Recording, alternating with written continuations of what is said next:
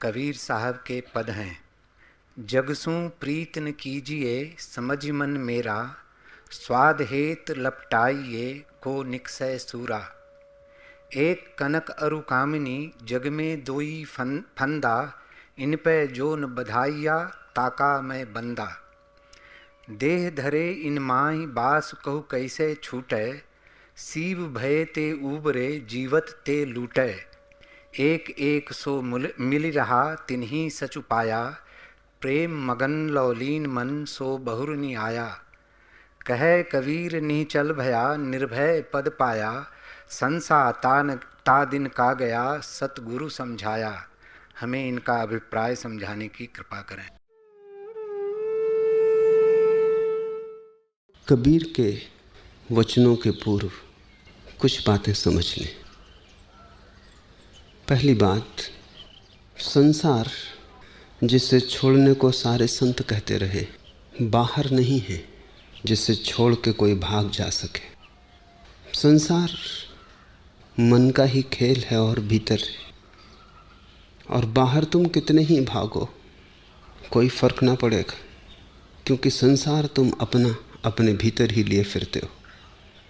संसार जीवन को देखने का तुम्हारा ढंग। ज्ञानी यही पत्थरों में छिपे परमात्मा को देख लेता है। तुम चारों तरफ मौजूद परमात्मा में केवल पत्थर को देख पाते हो। देखने की बात है, दृष्टि की ही सारी बात है। तुम वही देखते हो जो तुम्हारे मन की धारणाएं हैं। तुम वही नहीं देखते जो है। पूर्णिमा की रात हो और तुम उदास हो तो नाचता गाता चांद भी उदास मालूम पड़ता है। अमावस की रात हो, आकाश में बादल घिरे हों, सब उदास और खिन्न मालूम पड़ता हो, लेकिन तुम प्रसन्न हो, तुम आनंद मग्न हो। अमावस भी पूर्णिमा मालूम पड़ती, अंधेरा भी ज्योतिर्मय हो जाता है। आकाश में बादलों की गड़गड़ाहट सुमधुर नाद मालूम होती। तुम जो हो उसे ही तुम फैलाकर बाहर देखते हो। धन में कुछ भी नहीं है, तुम्हारे मन में ही सब छिपा है। तुम्हारा मन जब लोभ से भरा हो तो संसार में तुम्हें सब जगह धन ही धन दिखाई पड़ता है। ऐसे ही जैसे उपवास किया हो तुमने किसी दिन और तुम बाजार गए तो कपड़े की दुकानें, जूते की दुकानें उस दिन दिखाई नहीं पड़ती। उस दिन सिर्फ मिठाई मिष्ठान के भंडार दिखाई पड़ते। सब तरफ से भोजन की ही गंध मालूम आती है, सब और भोजन का ही निमंत्रण दिखाई पड़ता है। तुम भरे पेट हो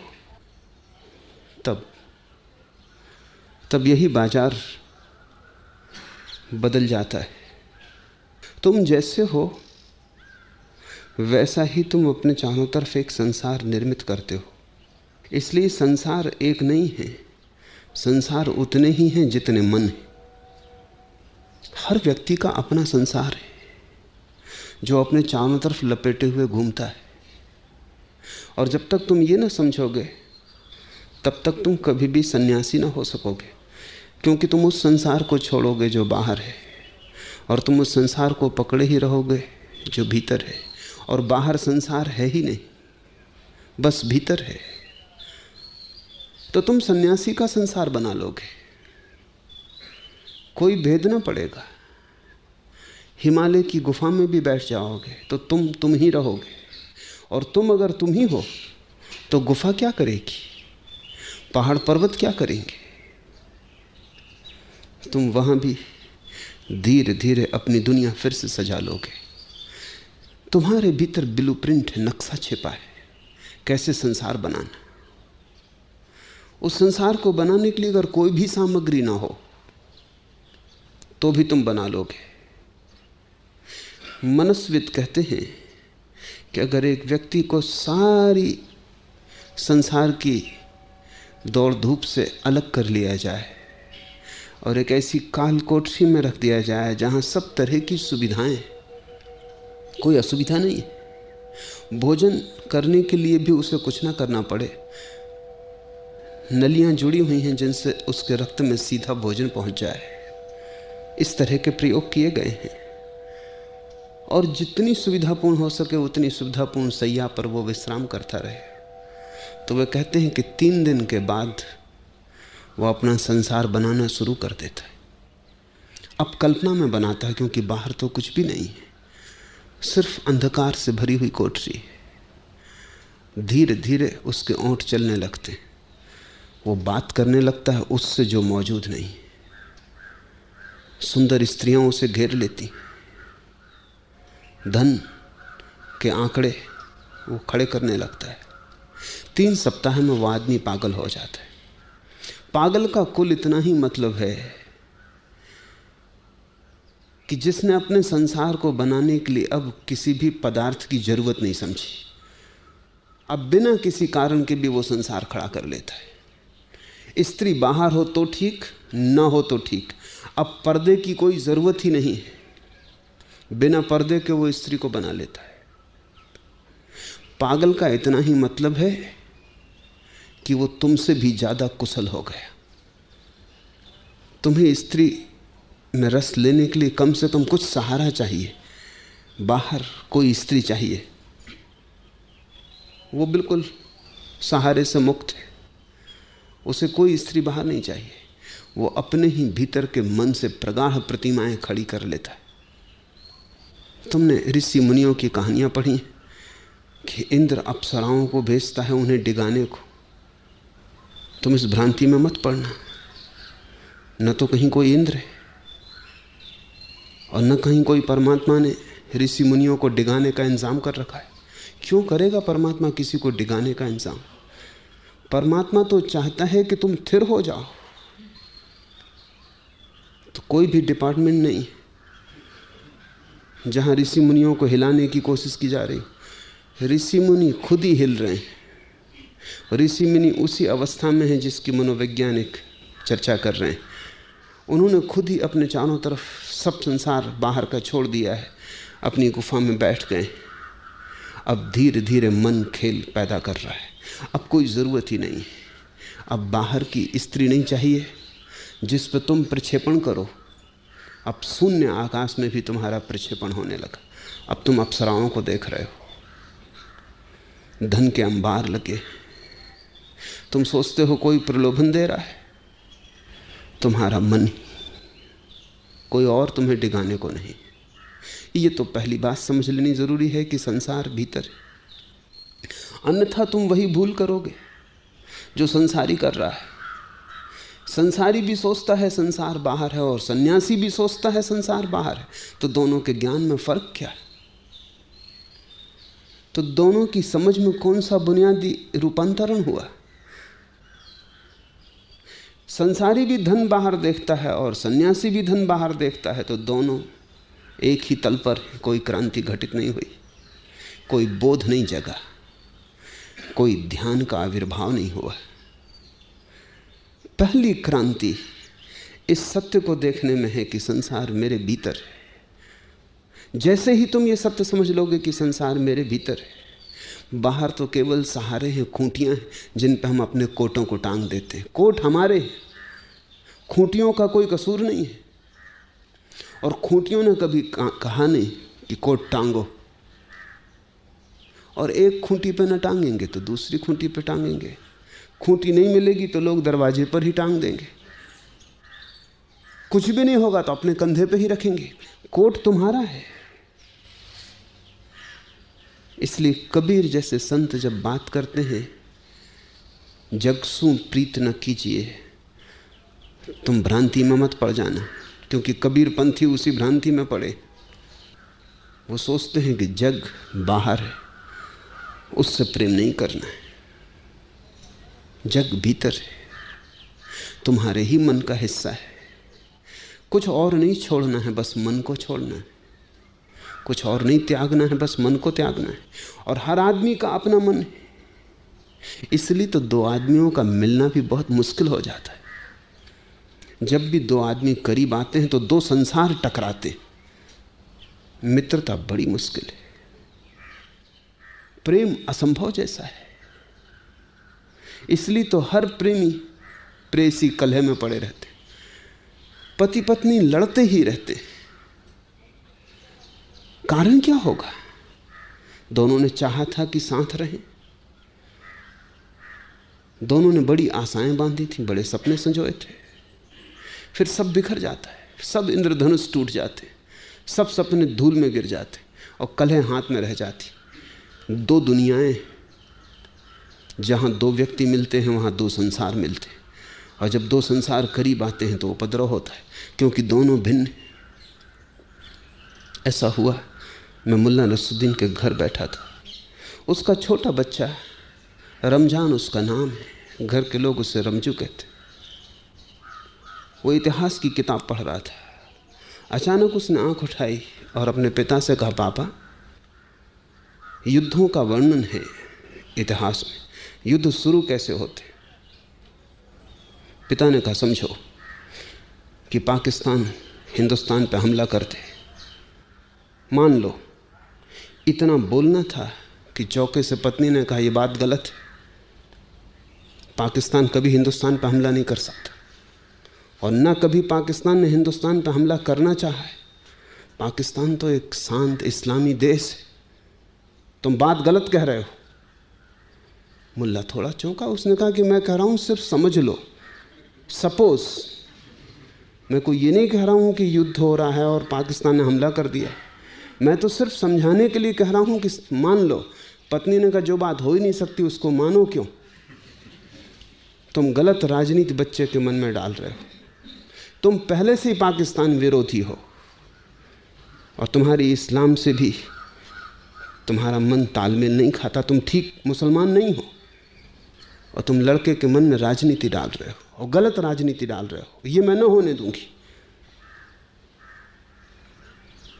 वो रोटी बना रही थी, अपना बेलन लिए बाहर निकल आई, उसे बेलन लिए देख के मुल्ला ने भी अपना डंडा उठा लिया। उस छोटे बच्चे ने कहा, पापा रुको, मैं समझ गया कि युद्ध कैसे शुरू होते।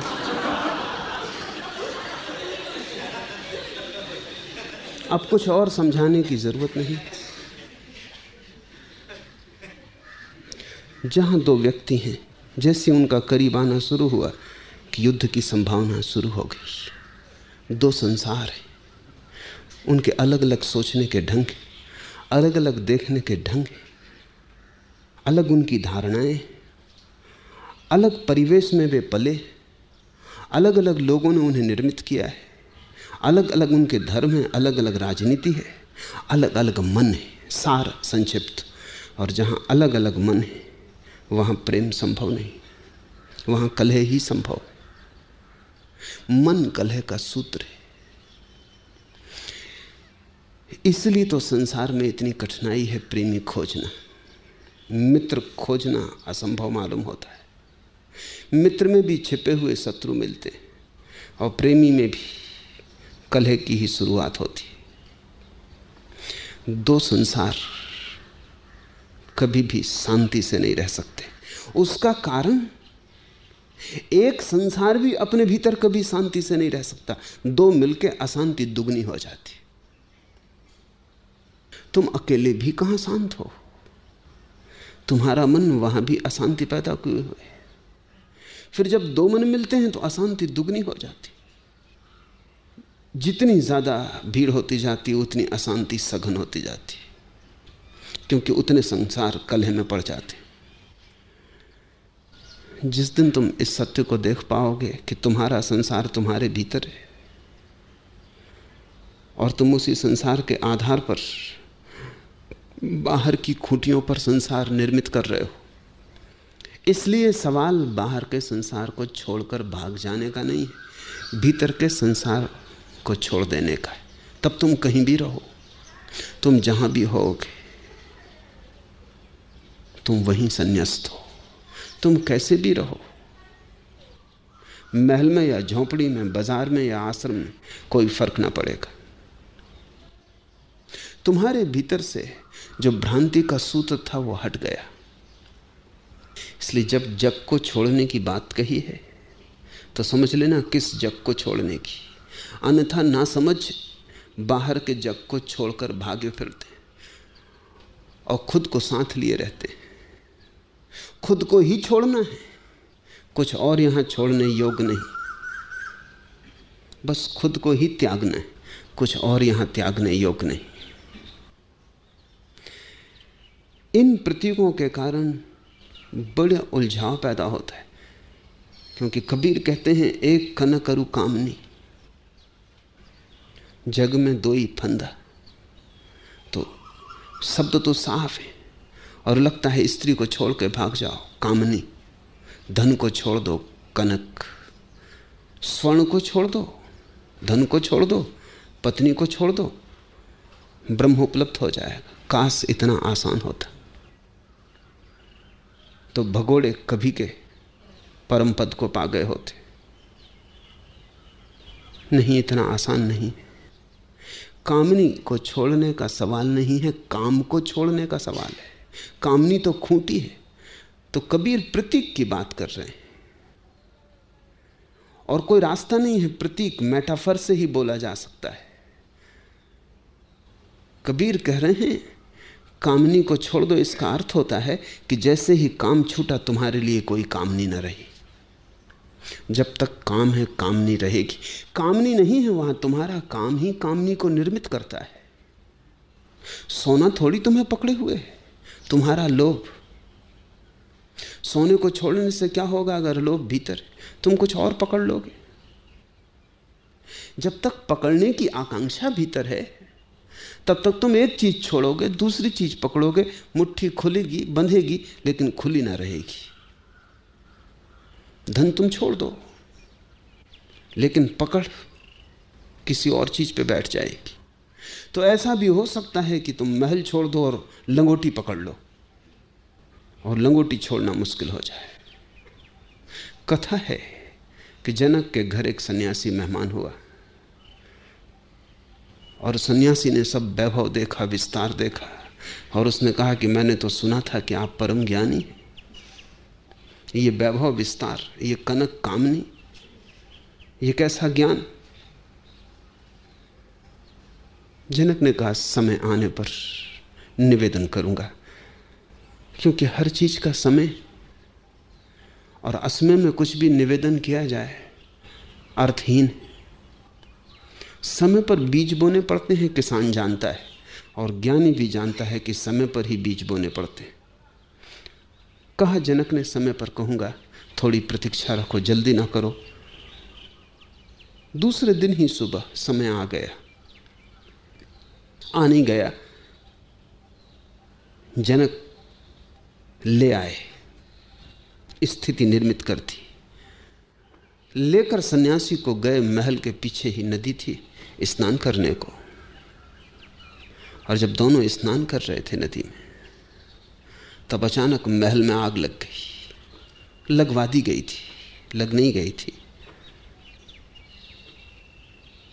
क्योंकि सन्यासी का कोई भरोसा नहीं था। वो इतनी जल्दबाजी में था और वो इतना बेचैन था महल से भागने को, भयभीत था कि कहीं महल में फंस न जाए। कनक और कामनी सब वहां मौजूद, तो जल्दी करनी जरूरी थी। जनक ने आज्ञा से महल में आग लगवा दी। दोनों स्नान कर रहे हैं। सन्यासी चिल्लाया कि देखो तुम्हारे महल में आग लग गई। जनक ने कहा क्या अपना है, क्या किसका है? आए थे कुछ लेकर नहीं, जाएंगे बिना कुछ लिए। खाली हाथ आना, खाली हाथ जाना, किसका महल है? लगने दो, चिंता ना करो, स्नान पूरा करो। लेकिन ये सुनने को सन्यासी वहां मौजूद ही ना था। वो लंगोटी छोड़ा आया था किनारे पर, वो महल के पास ही थी। वो भागा। उसने कहा कि महल तो ठीक, मेरी लंगोटी भी महल के पास रखी, दीवार के बिल्कुल पास है।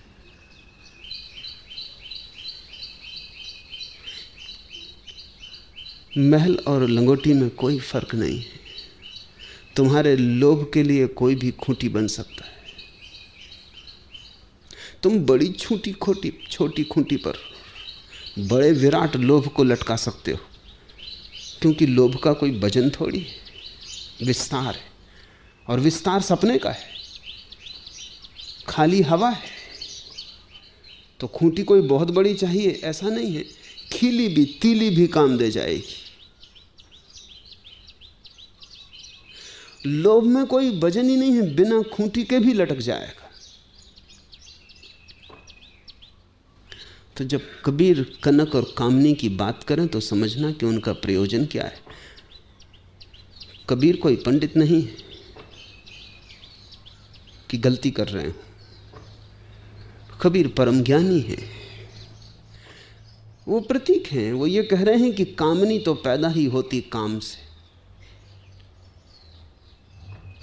तुम्हारा काम ही किसी स्त्री को खूंटी बना लेता है, और जब तुम्हारे काम की ऊर्जा किसी स्त्री पर खूंटी की तरह टंग जाती है, तब अचानक तुम पाते हो इस स्त्री से सुंदर स्त्री जगत में दूसरी नहीं। कल तक भी यही स्त्री थी। अनेक बार रास्ते पर तुमने इसे देखा था, तुम्हारे भीतर कोई भनक भी ना पड़ी थी। यह स्त्री बहुत बार निकली थी, तुम्हारा ध्यान भी आकर्षित ना हुआ था। एक हवा का छोटा सा झोंका भी इस स्त्री की तरफ से तुम्हारी तरफ न बहा था। आज अचानक क्या हो गया कि ये स्त्री परम सुंदर हो गई, और दूसरे अब भी हंस रहे होंगे कि तुम किस स्त्री के चक्कर में पड़ गए हो, कुछ भी वहां नहीं रखा है। मजनू को उसके नगर के राजा ने बुलाकर कहा था कि तू बिल्कुल पागल है, लैला कुरूप है। लैला सच में काली कलूटी थी, तू बिल्कुल पागल हो गया। नाहक चिल्लाता फिरता है लैला लैला। राजा को भी दया आ गई थी, तो उसने महल की 12 सुंदर युवतियां सामने खड़ी करवा दी, और उसने कहा तू कोई भी चुन ले। महल की सुंदरियां थी, निश्चित सुंदर थी, लेकिन मजनू ने आंख उठा के भी न देखा। उसने कहा मुझे सिवाय लैला के और कोई दिखाई ही नहीं पड़ता। और आप शायद ठीक कहते होंगे कि आपको लैला काली कलूटी दिखाई पड़ती। असल में मजनू ने बड़े सार की बात कही कि लैला को देखना हो तो मजनू की आंख चाहिए। जब तुम काम की आंख से किसी स्त्री की तरफ देखते हो तब अपूर्व सौंदर्य की वर्षा हो जाती है। तब तुम्हें कुछ दिखाई पड़ने लगता है जो वहां नहीं है। यही संसार है। तब तुम्हें वहां कुछ दिखाई पड़ने लगता है जो वहां कभी भी नहीं था। तुमने ही डाल दिया, तुम्हारे काम ने ही कामनी को निर्मित कर लिया। जब तुम सोने पर नजर डालते हो तो सोने में क्या है, क्या हो सकता है? ऐसी जातियां हैं जिनमें सोने का कोई मूल्य नहीं रहा है। आदिम जातियां हैं कुछ, अभी भी अफ्रीका के कुछ कबीले हैं जिनमें सोने का कोई मूल्य नहीं। सोने की डिग्री पड़ी रहे, उस कबीले को कुछ नहीं दिखाई पड़ता, कोई मूल्य ही नहीं है, तो बात खत्म हो गई। मूल्य तो हम डालते हैं, लेकिन तुम्हें सोना दिखाई पड़ जाए तो प्राणों की बाजी लगा दोगे। कुछ सोने में है या तुम्हारा लोभ खूंटी बनाता है? लोभ से सोना निर्मित होता है, सोने से लोभ नहीं। काम से कामनी निर्मित होती है, कामनी से काम नहीं। उल्टे मत चलना, नहीं तो भटक जाओगे। बहुत भटक गए हैं, इसलिए बार बार इसको दोहराता हूं। बहुत हैं जो स्त्रियों को छोड़ के भाग रहे हैं, बेचारी स्त्री का कोई कसूर नहीं। बहुत हैं जो सोने को छोड़ के भाग रहे हैं, सोने ने किसी का कभी कुछ बिगाड़ा नहीं। सोना बिगाड़ेगा भी क्या? सोने की सामर्थ्य क्या है? और जो बात स्त्री के संबंध में लागू है वही पुरुष के संबंध में लागू है। स्त्री की काम वासना ही पुरुष को पुरुषोत्तम बना लेती। जैसे ही स्त्री की काम वासना किसी पुरुष के आसपास खड़ी होती, रूपांतरण हो जाता है। अब उसका सपना है वहां, इसलिए बड़ी कठिनाई होती जीवन में। तुम अपना सपना एक स्त्री पर ढाल देते हो, स्त्री अपना सपना तुम पर ढाल देती। न तुम उसके सपने हो, न वो तुम्हारा सपना है। अड़चन आएगी, क्योंकि तुम अपेक्षा करोगे कि वो तुम्हारा सपना पूरा करे, वो अपेक्षा करेगी कि तुम उसका सपना पूरा करो। और जल्दी ही असलियत जाहिर होनी शुरू हो जाएगी, क्योंकि असलियत किसी का सपना नहीं मानती। असलियत को तुम्हारे सपने से लेना देना क्या है? तुम जब किसी स्त्री के प्रेम में पड़ते हो तो तुम कहते हो स्वर्ण काया, सोने की देह, स्वर्ग की सुगंध। तुम्हारे कहने से कुछ फर्क ना पड़ेगा। गर्मी के दिन करीब आ रहे हैं, पसीना बहेगा, स्त्री के शरीर से भी दुर्गंध उठेगी। तब तुम लाख कहो स्वर्ग की सुगंध, तुम्हारे सपने को तोड़ के पसीने की बांस ऊपर आएगी। तब तुम मुश्किल में पड़ोगे कि धोखा हो गया। और शायद तुम ये कहोगे इस स्त्री ने धोखा दे दिया, क्योंकि मन हमेशा दूसरे पर दायित्व डालता है। कहेगा ये स्त्री इतनी सुंदर न थी जितना इसने ढंग ढंग मरा रखा था, ये स्त्री इतनी स्वर्ण काया की न थी जितना इसने ऊपर से रंग रोगन कर रखा था। वो सब सजावट थी, श्रृंगार था। भटक गए, भूल में पड़ गए। स्त्री भी धीरे धीरे पाएगी कि तुम साधारण पुरुष हो, और जो उसने देवता देख लिया था तुमने, वो जैसे जैसे खिसकेगा वैसे वैसे पीड़ा और अड़चन शुरू होगी। और वो भी तुम पर ही दोष फेंकेगी कि जरूर तुमने ही कुछ धोखा दिया है, प्रवंचना की है। और जब ये दो प्रवंचनाएं प्रतीत होंगी कि एक दूसरे के द्वारा की गई हैं, तो कलह, संघर्ष, वैमनस्य, शत्रुता खड़ी होगी। तुम्हारा मन किसी और स्त्री की तरफ डोलने लगेगा।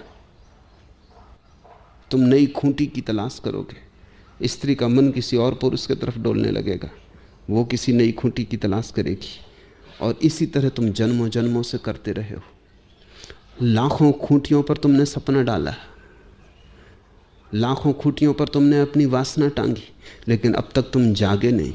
और तुम ये न देख पाए कि सवाल खूंटी का नहीं, सवाल कामनी का नहीं है, काम का है। ये तुम्हारा ही खेल है। तुम जिस दिन चाहो समेट लो, लेकिन जब तक समझोगे ना, समेटोगे कैसे? भागना कहीं भी नहीं है। तुम जहां हो वहीं अपने मन की वासनाओं के जाल को समेट लेना है, जैसे सांझ मछुआ अपने जाल को समेट लेता। ऐसे ही जब समझ की सांझ आती है, जब समझ परिपक्व होती, तुम चुपचाप अपना जाल समेट लेते हो। वो तुमने ही फैलाया था, कोई दूसरे का हाथ नहीं है, कोई दूसरा तुम्हें भटका नहीं रहा है। सोने का क्या कसूर है? तुम नहीं थे तब भी सोना अपनी जगह पड़ा था, तुम्हारी प्रतीक्षा भी नहीं की थी उसने। तुम नहीं रहोगे तब भी सोना अपनी जगह पड़ा रहेगा। भर्तृहरि ने अपने जीवन में उल्लेख किया है, राज्य छोड़ दिया, और राज्य ऐसे ही नहीं छोड़ दिया था, बड़ी परिपक्वता से छोड़ा था, जान के छोड़ा था। भोगा था जीवन को, और जीवन के भोग से जो पीड़ा पाई थी और जीवन के भोग में जो व्यर्थता पाई थी, उसके कारण छोड़ा था। लेकिन तब भी छोड़ते छोड़ते भी धुएं की एक रेखा भीतर रह गई होगी। जीवन जटिल है, परत दर परत अज्ञान है। एक परत पे छोड़ देते हो, दूसरी परत पे प्रकट होना शुरू हो जाता। सब छोड़कर जंगल में संन्यास्त होकर भर्तृहरि बैठे, अपनी गुफा में बैठे। एक पक्षी गीत गुनगुनाया, आंख खुल गई। पक्षी को तो देखा ही देखा, राह पर पड़ा एक चमकदार हीरा दिखाई पड़ा। अनजाने कोने से अचेतन की किसी पर्स से जरा सा लोभ सरक गया, जरा सा हल्का झोंका, पता भी न चले। भर्तृहरि को ही पता चल सकता है, जो कि बड़े जीवन को समझ के बाहर आया था। जरा सी कंपन हो गया, लो हिल गई भीतर, उठा लूं। फिर थोड़ी हंसी भी आई, इससे भी बड़े बड़े हीरे जवाहरात छोड़कर आया, और अभी भी उठाने का मन बना। बहुत कुछ था, बड़ा साम्राज्य था, ये हीरा कुछ भी नहीं। ऐसे बहुत हीरों के ढेर थे, वो सब छोड़ आया, और आज अचानक इस साधारण से हीरे को राह पर पड़ा देखकर मन में ये बात उठाई, खूंटियां छोड़ने से लोभ नहीं छूटता, महल छोड़ देने से भी लोभ नहीं छूटता, धन के अंबार त्याग देने से भी त्याग नहीं हो जाता, क्योंकि भीतर। मगर भर्तहरि बड़ा सचेत जागरूक व्यक्तित्व है। पहचान लिया, पकड़ लिया, होश में आ गया कि नहीं, ये बात क्या हुई। और जब ये मन में मंथन चलता था, ये जब मन का विश्लेषण चलता था कि लोभ कहां से उठाया, क्षण भर पहले नहीं था, आंख बंद थी, ध्यान में लीन था, कहां से, किस परत से, और बाहर से तो नहीं आया, कोई हीरा तो नहीं भेज रहा है ये लोभ। इस विश्लेषण में लगे थे, तभी देखा कि दो घुड़सवार दोनों तरफ से राह पर आ गए और दोनों की नजर एक साथ हीरे पर पड़ गई। दोनों की तलवारें बाहर निकल आईं। दोनों सैनिक राजपूत हैं। दोनों ने अपनी तलवारें हीरे के पास टेक दी और कहा कि पहले नजर मेरी पड़ी। दूसरे ने कहा तुम गलती में हो, नजर पहले मेरी पड़ी और अब निर्णय सिवाय तलवार के और कोई नहीं, कोई और निर्णायक हो नहीं सकता। दोनों को पता भी नहीं कि एक तीसरा व्यक्ति भी छिपा गुहा में बैठा है जो देख रहा है। तलवारें चल गईं। क्षण भर पहले दोनों जीवित थे, क्षण भर बाद दोनों की लाशें पड़ी थी। हीरा अब भी अपनी जगह था, न रोया न पछताया, न चिंतित न बेचैन, जैसे कुछ हुआ ही नहीं। हीरे को क्या हुआ? लेकिन भर्तहरि को बड़ा बोध जागा। हीरा अपनी जगह ही पड़ा रहेगा, हम आएंगे और चले जाएंगे, हम चलेंगे संसार में और विदा हो जाएंगे। हीरे हमारे लिए पछताएंगे ना, न विदा देते समय एक आंसू उनकी आंखों में झलकेगा, न हमें देखकर वे प्रसन्न। सब अपना ही मन का खेल है, हम ही टांग लेते। देखकर ये घटना भर्तहरि ने फिर आंख बंद कर ली और इस घटना ने भर्तहरि को बड़ा बोध दिया। सब पड़ा रह जाएगा, न तुम लेकर आते हो न तुम लेकर जाते हो, लेकिन घड़ी भर को बड़े सपने संजो लेते हो, बड़े इंद्रधनुष फैला लेते हो। मन संसार है, काम कामनी का निर्माता है, सृष्टा है, लोभ स्वर्ण का जन्मदाता है। अब हम इन सूत्रों में प्रवेश करें। ये बड़े बारीक बातें हैं और बड़े सरल शब्दों में कही गई। शब्द इतने सरल हैं कि लगेगा समझाने जैसा क्या है, और इन सरल शब्दों में इतना भरा है कि समझाए समझाए भी समझाया नहीं जा सकता। तुम समझते रहो, मैं समझाता रहूं, कोई अंत ना आए। ज्ञानियों के शब्द सदा ही सरल होते, सिर्फ अज्ञानी पंडितों के शब्द कठिन होते। पंडित कठिनाई से जीता है, कठिनाई पर ही उसका धंधा है। वो जितना कठिन बना लेता है चीजों को, उतना ही लोगों में भ्रांति फैलती है कि बड़े रहस्य की बात है। अगर चीजें बिल्कुल सरल करके पंडित कह दे तो पंडित की कौन पूजा करे। वो जटिल बनाता है, वो उलझाता है, वो गोल गोल रास्तों से चलता है, वो बड़े कठिन शब्दों का प्रयोग करता है, वो बड़े पारिभाषिक तर्कों का जाल बुनता है, वो ऐसा धुआं खड़ा कर देता है चारों तरफ कि कुछ दिखाई ना पड़े, सिर्फ इतना ही समझ में आया कि पंडित कोई बड़ा महान कार्य कर रहा है।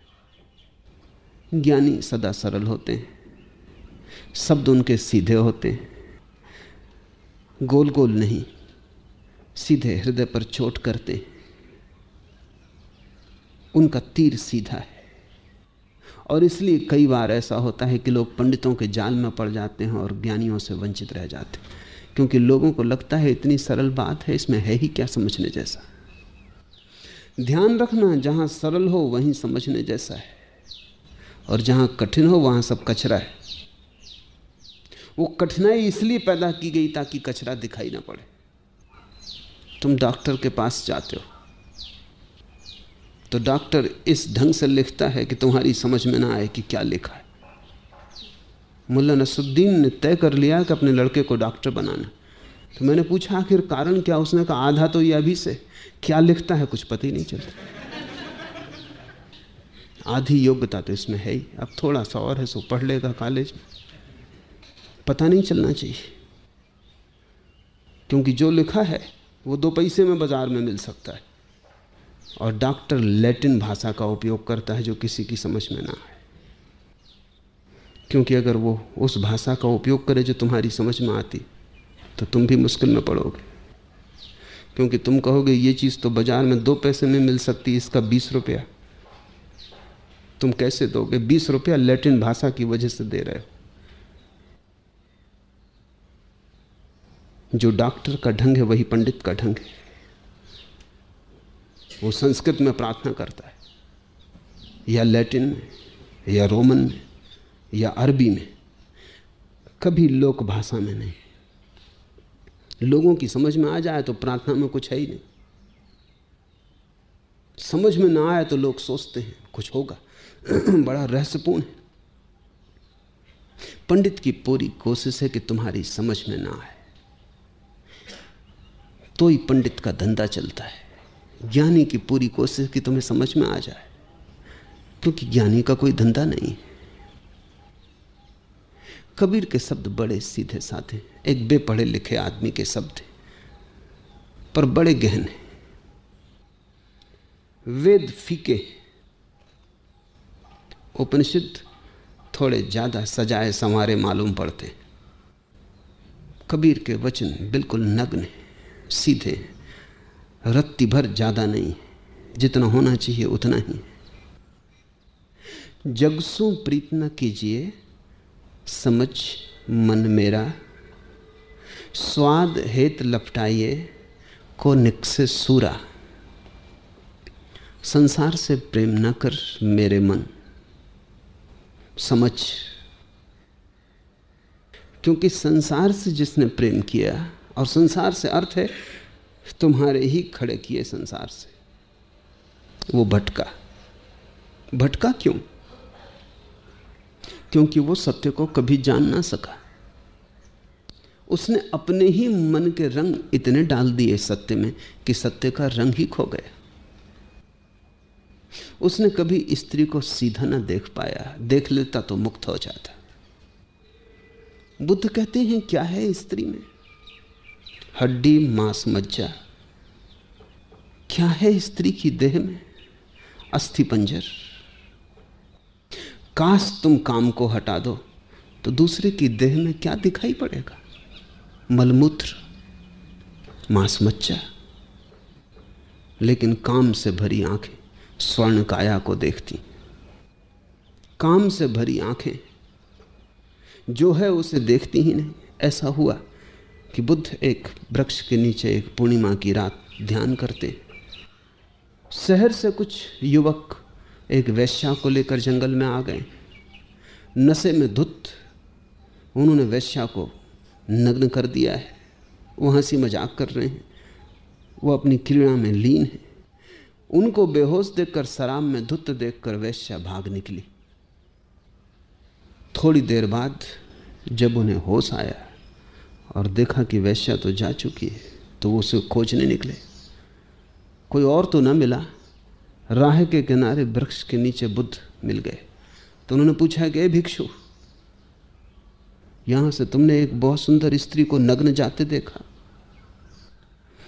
बुद्ध ने कहा कोई यहां से गया। कहना मुश्किल है कि स्त्री है या पुरुष, क्योंकि वो भेद तभी तक था जब अपनी कामना थी। अब कौन भेद करता? किसको लेना देना? क्या पड़ी? कोई गया जरूर। तय करना मुश्किल है कि स्त्री थी या पुरुष था। और तुम कहते हो सुंदर, तुम और कठिन सवाल उठाते हो। सुंदर असुंदर भी गया, वो अपने ही मन का खेल था। हाँ, एक अस्थि पंजर मांस मज्जा से भरा गुजरा है जरूर। कहाँ गया ये कहना मुश्किल, क्योंकि मैं आंखों को भीतर ले जाने में लगा हूं। बाहर कौन कहाँ जा रहा है ये देखता रहूं तो भीतर कैसे जाऊं? तुम मुझे क्षमा करो, तुम किसी और को खोजो, वो तुम्हें ठीक ठीक पता दे सकेगा। मैं अपना पता खोज रहा हूं, दूसरों के पते की मुझे कोई चिंता ना रही। काश काम के बिना तुम स्त्री को देखो या पुरुष को देखो तो क्या पाओगे वहां? शरीर में तो कुछ भी नहीं, और अगर कुछ है तो वो अशरीरी है। लेकिन काम की आंखें उसे तो देख ही ना पाएंगी, उस आत्मा को जो इस हड्डी मांस मज्जा की देह में छिपी है। उस चैतन्य को, उस ज्योति को तो काम से भरी आंखें देख ही ना पाएंगी। तुम देह पर ही भटक रहोगे। जब काम गिर जाता है, शरीर ना कुछ हो जाता है। मिट्टी से उठा, मिट्टी में वापस लौट जाएगा। लेकिन जैसे ही शरीर ना कुछ हुआ, वैसे ही शरीर के भीतर जो छिपा है उसकी पहली झलक मिलनी शुरू हो जाती। तब न तो तुम स्त्री को पाते हो न पुरुष को, तुम सब जगह परमात्मा को पाते हो। जगसु प्रीत न कीजिए, इसलिए काम की आंख से मत देखो।